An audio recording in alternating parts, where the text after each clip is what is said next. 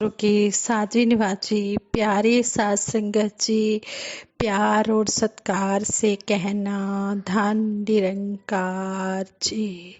अरदास है करदे आ चोली सब दी भर दे, इंसान कुल दुनिया दे दाता सब नु सुखी कर दे। सबके भले की कामना करते हुए दासी आप जी के चरणों में विचार रूप में आशीर्वाद ले रही है।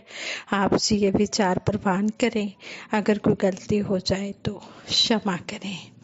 सात संगत जी कहते हैं, एक लोमड़ी सुबह सुबह शिकार पर निकली। सुबह के सूर्य की किरणों में उसने अपनी परछाई देखी, जिसमें उसके शरीर का आकार बहुत ही बड़ा दिखाई दिया। उसने सोचा कि अरे यह तो कमाल हो गया है, रात भर में मैं इतनी बड़ी हो गई हूँ।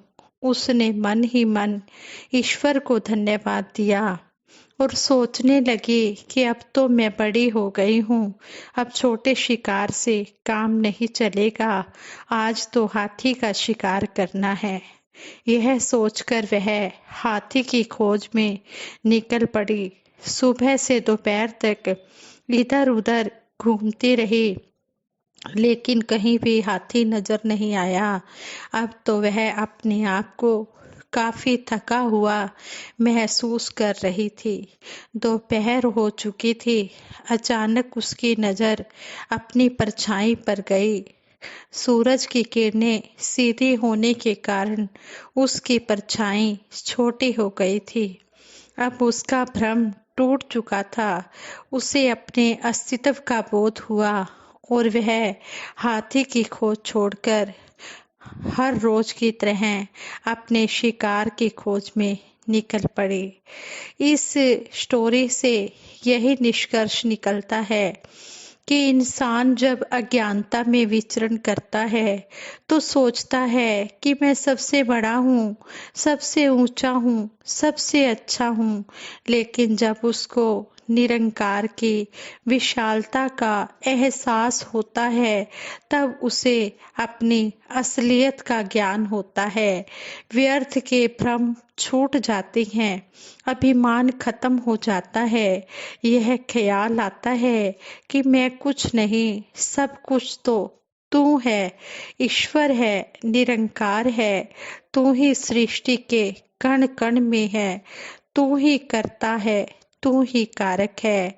आज सतगुरु माता सुदीक्षा जी महाराज भी परछाइयों के झूठे भ्रम जाल से हटाकर मानव मात्र को ब्रह्म ज्ञान देकर जागृति प्रदान कर रहे हैं। मिथ्या भ्रम में तो भटकन ही भटकन है, जबकि यथार्थ में सच्चाई है, संतोष है।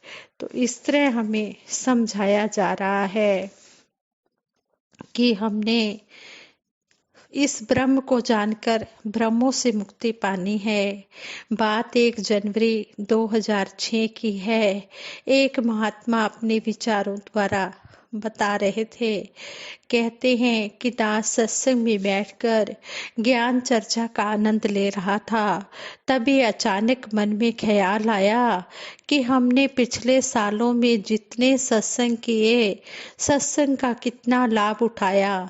जब सत्संग खत्म हुआ तो दास यही सोच रहा था कि हम यह सोचते हैं कि नया साल आ गया है, परंतु हम यह क्यों नहीं सोचते कि हमारे जीवन में से एक साल और चला गया है।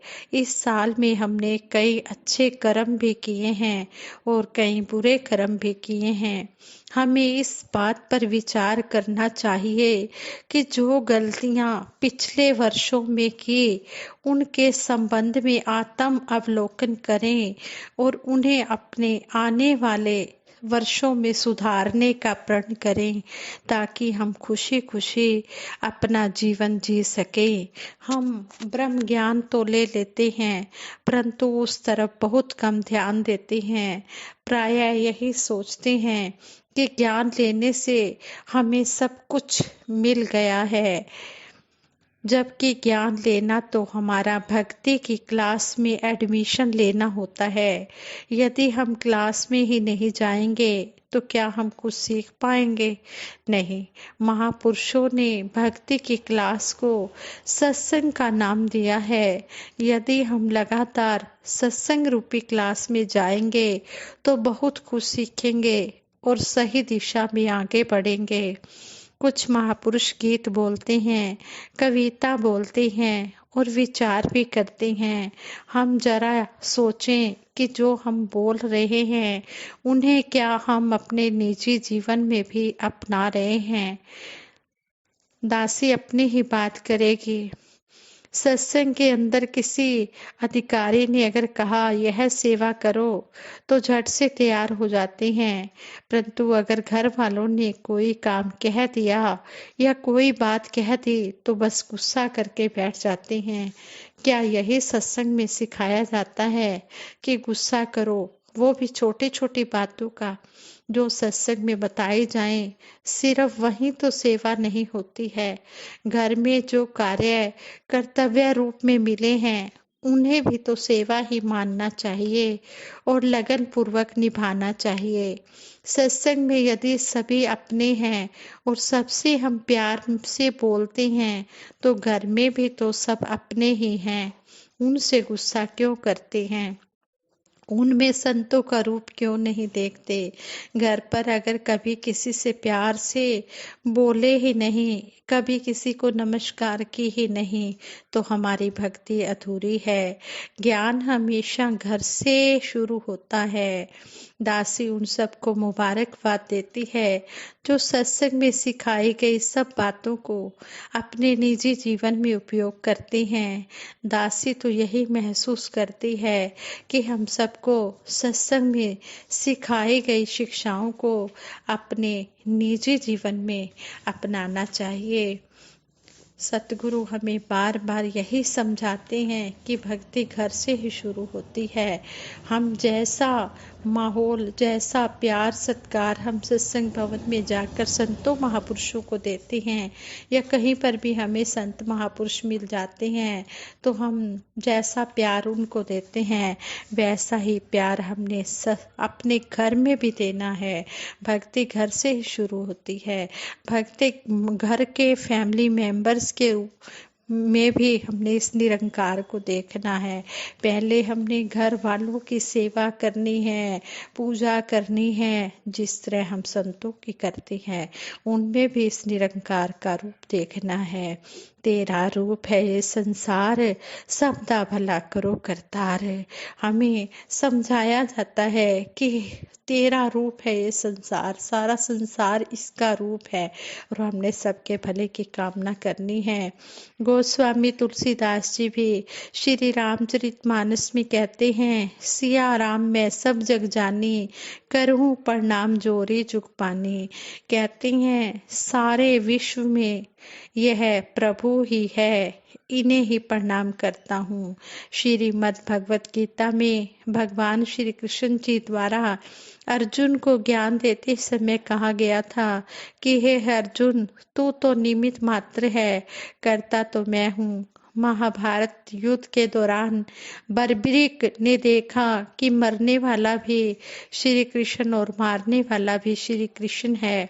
कहने का भाव यह है कि गोस्वामी तुलसीदास जी ने सारे संसार को सिया राम के रूप में देखा और गीता में भगवान श्री कृष्ण जी के उपदेश के अनुसार बर्बरीक ने और अर्जुन ने रण क्षेत्र में सभी को भगवान कृष्ण जी के रूप में देखा। इन कथनों को ग्रंथों की वाणी मानकर विश्वास तो किया गया है, परंतु ये बातें व्यवहार में नहीं आती हैं। इसका मुख्य कारण यही है कि जिन बातों पर विश्वास किया जा रहा है उनको प्रमाणित नहीं किया जा सकता। हर मानव अपने आप में चिंतन करके देख ले कि हूँ बहू उनके जैसा इस दुनिया तो क्या ब्रह्मांड में भी कोई दूसरा नहीं मिलेगा। ना तो भूतकाल में था और ना ही भविष्य में होगा। यह बात शरीर से संबंधित है, परंतु उसमें स्थित आत्मा जो निरंकार परमात्मा का ही रूप है, भूतकाल में भी थी, वर्तमान में भी है और भविष्य में भी रहेगी। क्योंकि कहा गया है कि आत्मा मरती नहीं है। अर्थात कहने का भाव यही है कि हर मानव अपने आप में एक है, उसके जैसा कोई दूसरा नहीं है और यह आत्मा रूप में अमर है। यही बातें परमात्मा के लिए भी प्रमाणित रूप से कही गई हैं कि परमात्मा एक है। यह तीनों कालों में समभाव से व्यापक होता है। जो परमात्मा है, आत्मा भी वही है। हे मानव, जो पिता है वही तू भी है। परमात्मा एक है, तू भी एक है। परमात्मा के जैसा कोई दूसरा नहीं है, तेरे जैसा भी कोई दूसरा नहीं है। परमात्मा निराकार है, तू भी तीनों कालों में आत्मा रूप में रहता है। सारे रूप का आधार निरंकार है, तेरे रूप का आधार भी निरंकार है। इस प्रकार प्रमाणित हो जाता है कि मानव का जो साकार रूप मिला है वह परमात्मा का ही रूप है, जो कि निरंकार परमात्मा के कारण एक निर्धारित समय तक मानव रूप में रहते हुए लीला करता है, परंतु एक निश्चित समय के बाद लीला समाप्त होते ही शरीर रूप समाप्त हो जाता है और रह जाता है केवल निरंकार ब्रह्म। ध्यान रहे कि यह बात केवल मानव के लिए नहीं कही गई है, बल्कि संसार और संसार के सारे जीवों के लिए कही गई है।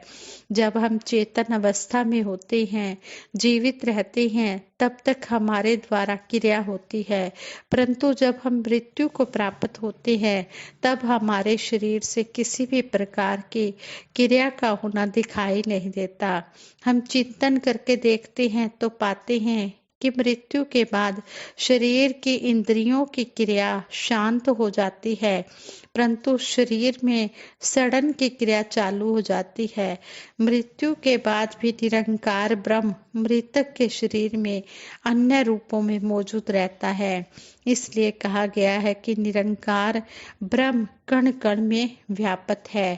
कहने का भाव यह है कि क्रिया चेतन स्वरूप परमात्मा के कारण ही होती है और इस बात से प्रमाणित होता है कि पृथ्वी, सूर्य, चांद, तारे, मंगल, बुध, गुरु, शुक्र, शनि, राहु आदि सभी ग्रह जीवित हैं, क्योंकि इन सभी ग्रहों में गति है।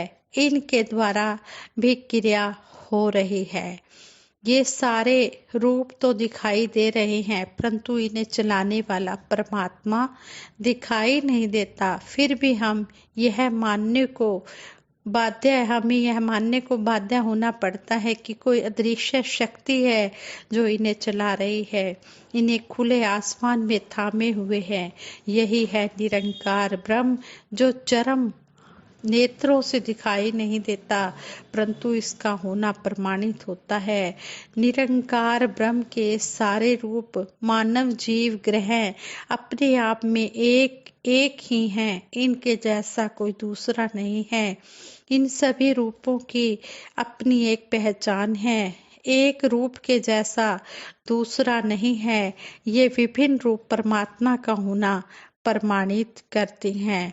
इस प्रकार जब हम परमात्मा का निराकार और साकार रूप समझ जाते हैं, तब हम भ्रम रहित होकर सारे ब्रह्मांड की खाली जगह में निरंकार ब्रह्म को और ब्रह्मांड की सारी रचना रूप में साकार ब्रह्म को ही देखने लगते हैं।